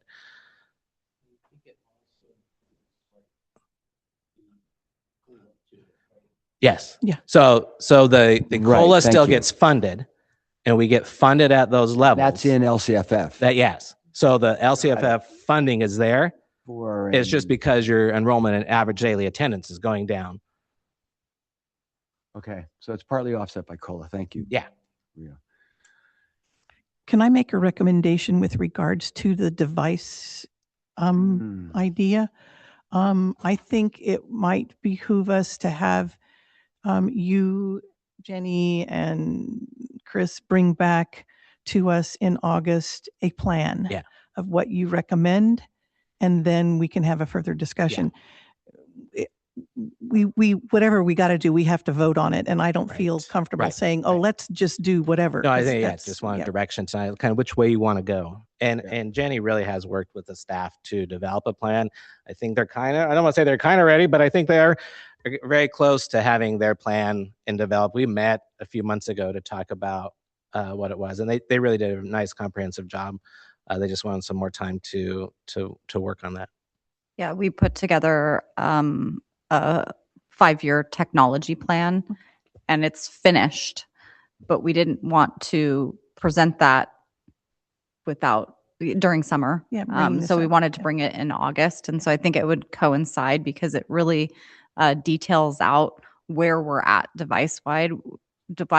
We know every device that's out there. We know how old every student's device is, when we expect it to have its end of life, other than potential student intervention with end of life, and some stuff. And same with staff. So we know where everybody is, and we have a pretty comprehensive plan that we definitely want to share. That's not the only component of the technology plan, but it's a big piece of it, and it's really important, I think, for us. And I really appreciate where Andrew is coming from. Is I scramble about April every year, and I'm like, I need $250,000 because we need these devices, and this is the direction that we've gone. And I think being able to refresh staff devices and have them not working on really old, antiquated technology is also really pivotal. We are in a digital age. Thank you. Good, thank you. Yeah, I think that's just a really good idea to bring something to us, and we can further discuss it. Thank you. there any other questions, comments regarding the budget? Okay. So with that, can I call for the question? All in favor of approving the budget? Aye. Thank you very much, you guys. Number 2, consideration of approval of resolution 27 June 2025-26 regarding education protection account. Can I get a motion, please? Thank you, Linda. A second. Thank you, Louis. Go ahead, Andrew. All right, this is the annual and the Education Protection Act. The EPA is part of the local control funding formula. And for next year, 26-27 is projected to be about $290,000. And all the funds that we do receive under this EPA account are used for instructional salaries, teacher instructional salaries. So salaries and benefits. So with that, any questions? Anybody have any questions for Andrew? All in favor? Aye. Thank you. Oh, you can, yeah. Oh, it is a roll call. Yeah, It's a resolution. sorry. Yes, excuse me. Sorry about that. Great. Trustee Kutera, Aye. Trustee Helton, Trustee Buckner, Trustee Fernandez. Aye. Thank you. Thank you. The next one is also a resolution, so I'll try to remember. Sorry, thank you. Consideration of approval of resolution number 28, June 2025-26, requesting to borrow funds from transfer for county treasury for 2026-27. Can I get a motion, please? Thank you, Louis. A second. Thank you, Linda. Go ahead. All right. So again, another annual resolution for us to have the ability to borrow funds from the county treasury. I do not foresee the need for this, as our current projections for cash flow look positive throughout the year. But for any unforeseen circumstances that may happen, precautionary and a good idea to have this on hand should the need be that we need to borrow. It's a cheaper, all we do is pay the interest that would have been received, and it's much lower than if we had to go out for any other type of borrowing. Any questions? Any questions of Andrew? Okay, all in favor? Oh, Yes, sorry. Sorry, I guess I'm just tired. Yeah. Go ahead, Jessica. Thank you. Yeah, no worries. Okay, Trustee Kutera, Aye. Trustee Helton, Trustee Buckner, Trustee Fernandez. Thank you. Thank you. Okay, number 4, not a resolution. Yeah. Consideration of approval of the 2026-27 consolidated application for funding. Can I get a motion, please? Thank you, Louis. Second. Thank you, Linda. All right. Again, our annual application for federal title funds that we submit to CDE, the estimated grants that are for this upcoming year, around $260,000. That's for Title I, Title II, Title III, both English learner students and immigrant student program, and the Title IV programs. And earlier tonight, you did approve the Title III addendum, federal addendums, and the consortium. For Title III, that we are in that consortium with SCO, because our annual estimate is less than $10,000. So we have to be, as part of that federal program, we do have to be part of a consortium because we don't generate over $10,000 in that grant. This application has been submitted to CDE. And it just needs your approval to participate in those funds. Does anybody have any questions regarding the consolidated app? All in favor? Aye. Next, a resolution. Public hearing. Consideration of approval Jeannie, of resolution public 29. Oh, you're right. This is the public hearing, and I've got it sitting right in front of me. Thank you. Thank you. Yes, we amended the agenda, if you'll remember, to open a public hearing for this item. So with that, I'm going to open the public hearing with regards to ordering the election for board members. So with that, I'll open it. If there's anyone that would like to speak on this matter, please step forward to the microphone. There's a public hearing for the election to renewal of the parcel tax. Oh, this is parcel tax. Yeah. What am I? Okay. I don't know, just erase what I said. Yes, this is regarding the parcel tax. Oh, I am tired, I guess. So yes, okay, so public hearing regarding resolution number 29, June 2025-26, ordering election for the purpose of submitting qualified electors of the district with regards to leveling a parcel tax. So is there anyone that would like to speak on this item? Okay, hearing none, I will close the public hearing, and then I will move forward with the motion for number 5. Can I get a motion, please? Thank you, Linda. A second? Second. Thank you, Lewis. Go ahead. Sorry, All right, Andrew. no, thank you. blew No, it. I just want to thank the community for their continued support for our educational programs and really putting out their, their dollars on top of what already they put out and supporting the educational programs for our district. The current parcel tax is due to expire in 27-28. This would be a renewal measure to continue the parcel tax and continue that onto the tax bills 28-29 for an additional 8 years. So with that, this would go on the general election on November 6th. Any questions? Does anybody have any questions for Andrew? I will say that this is really imperative that we get this passed over the next, now or in another year. It's, as we all know, these funds are absolutely imperative that we have in our budget. $1.5 million about. Yeah, almost $1.9 million. $1.9 million now. $79 per parcel. We have about 25,000 parcels within our district. So there you go. So yeah. 1.9 million. Yeah. Really, there is room for exemptions, senior exemptions, and we have close to 800 of those right now. Exactly. Okay. Any other comments, questions? All in favor? Oh, no, roll call vote. Thank you, Chris. Trustee Kutera. Aye. Trustee Helton. Trustee Buckner. Trustee Fernandez. Aye. Thank you. Thank you. Okay, we're getting there. Jenny, consideration approval of legislatively mandated updates to the district-wide comprehensive school safety plan. Can I get a motion, please? Thank you, Linda. A second? Thank you, Rio. The legislature is actively trying to break me. They had a lot of mid-year updates to the comprehensive safety plan. Those are all included. I made an update as of today, and that is noted in the board meeting. I removed section Q and combined it with section M. Yeah, we're in Q. I don't know what happens when we get to, we're actually in S.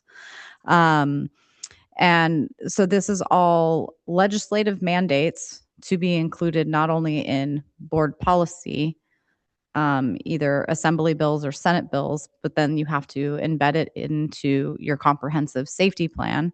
And this is my small plug for the comprehensive safety plan is not a safety plan. It is a lot of different things reflecting back to board policy, procedure, practice, and it is a document that doesn't just encompass safety and or necessarily facilities.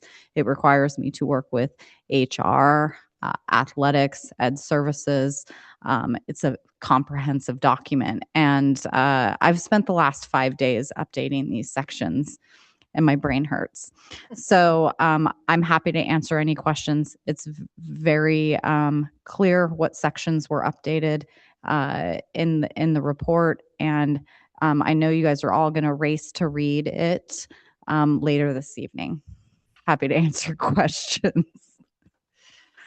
Thank you very much. Anybody have any comments or questions regarding this comprehensive plan? Thank you for taking care of it, Jenna. Yes, I know it's a lot of work. A lot. Okay. All in favor? Aye. Thank you very much. Consideration of approval of amendment. Hold on. Number 1 to the Maker Education Joint Use Agreement. Can I get a motion, please? So moved. Thank you, Linda. Second. Second. Thank you, Lewis. We are getting tired, aren't we? Okay. Jenny. So, as you know, a little over a year ago, we entered into a long-term lease with Maker Education. They've been on the campus for a little over a year. I don't know where my math is these days or my memory. Who knows? And I think everything is working out really great. They asked to expand their lease since we have Annalee returning to the Annalee campus to occupy our brand new CTE facilities. And so this addresses that. It also corrects some minor clerical errors that I made. Yes, I make errors every now and again. I like to daylight them and then fix them. So with respect to the lease, and it puts us on a fiscal year calendar, I inadvertently was double calculated the annual increase of 3%. Happy to answer questions. Thank you very much. Anybody have any comments or questions? I just want to say that I'm really excited that we're going to be able to expand this space and they'll be able to do more things over there. I know Dale's very excited. Dale's as is very excited too. Yes, the teaching staff. And it's going to be great in terms of the funded project proposal that Greg submitted to the Sebastopol Rotary Education Foundation. And it looks like we're going to get some additional equipment donated as well. So, just going to really give our students an opportunity to have all machines that would be relevant to various industries that, are aligned with our integrated curriculum.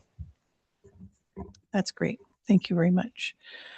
Anybody have any other comments, questions? Okay, all in favor? Aye. Jenny, I did have one comment or question for you. What are the plans moving forward for doing a ribbon cutting or whatever for the new CT buildings before school starts? Oh, I'm so glad you asked. I have lots of thoughts and ideas around this, and we've been our architects and our industry partners, as well as the CTE teachers, are all very interested in having an event, as is Chris and the admin team. We just talked about it the other day. I think it would be really great to get the building occupied, get things kind of churning, students used to the facilities. And we were looking at maybe late September, early October for a ribbon cutting. And wouldn't it be nice for our students to be able to cook and cater the event and pull out all the hospitality features, have our ag students in the welding shop working on projects, and having our students actually giving these tours, and inviting all of our industry partners who helped us apply for CTE grant funding, which were really successful.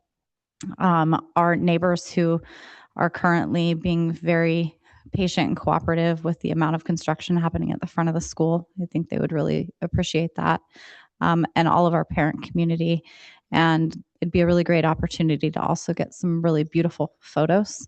Our architects usually and our general contractors like to bring in professional photography. And we're likely going to be working with QKA to submit several design grants to the Coalition of Adequate School Housing.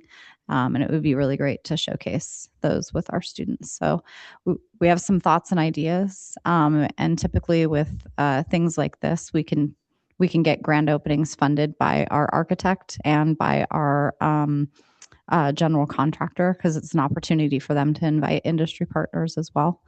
And I think extending out invitations to our local schools to showcase our facilities as well.